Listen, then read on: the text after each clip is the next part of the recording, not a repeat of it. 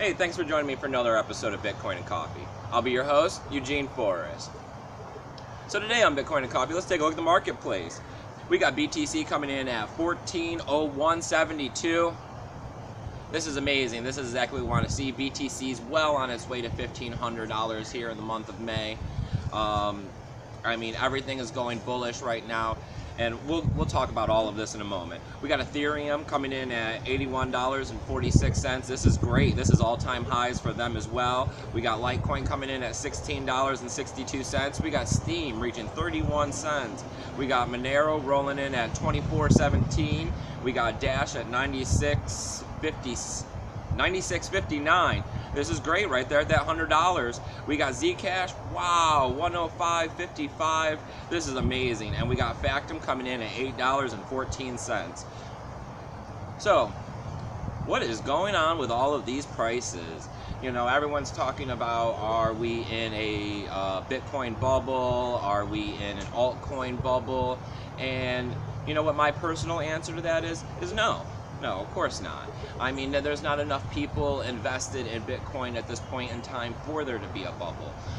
When you sit there and you look at the price of Bitcoin and you take it and you compare it to the things that you pay fiat cash for on an every single day basis, you know, for example, you know, if I were to pay my electric bill and I would be paying, you know, 0.2 Bitcoin back when it was at $1,000, it would have felt like I was giving over too much Bitcoin in exchange for, you know, my electrical services. But if I were to, at this point, having a $1,400 Bitcoin, if I were to be trading, let's say, what is it, 0.139, you know, that feels like a much more reasonable amount of Bitcoin to be exchanging for the electricity services. So I think that at a $1,400 Bitcoin, we're seeing a true value of what Bitcoin is valued at today.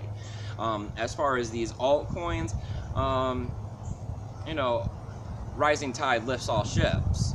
As everyone is investing and all of this is happening here, you know, of course, the price of these altcoins are going to be going up with it. I mean, we've seen Dash at the $100 range before.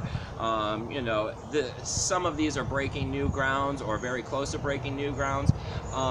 You know, this is just part of the altcoin summer. You know, everybody's going to be investing, and I think this is wonderful because this is a way to test new technology so that we can bring it to Bitcoin. We have a little bit of other news. I received some letters, and there was an article posted recently about quantum computing and if this would be a problem for Bitcoin and if they're going to, you know, be able to crack the Bitcoin code, and, you know, would this be the end of Bitcoin? And my answer to that also is no. Quantum computing, yes, is amazingly faster. I read the article as well, and it points out, and it's the same exact thing I would go with, is that Bitcoin is scalable, and when there is a need, we change the code. You know, just like we're sitting here debating on scaling and how to fix Bitcoin, if we needed to do something about quantum computing, because this was a real threat to Bitcoin, you know, we run the SHA 256 right now. A simple upgrade to the SHA 384 is all it takes. And I mean, if the need was there to save Bitcoin, I'm sure consensus would be not even a matter of concern. And I mean, so then look at Bitcoin. We have a market cap of $37.6 billion. You know, these people are going to do what's best for Bitcoin. This is way too much money to be invested to just let it wash up overnight over some silly squabbling on whether or not we're going to scale Bitcoin or whether or not to change the hash from 256 to 384. Bitcoin is an evolving life form, and it's going to do what it takes to survive on this earth.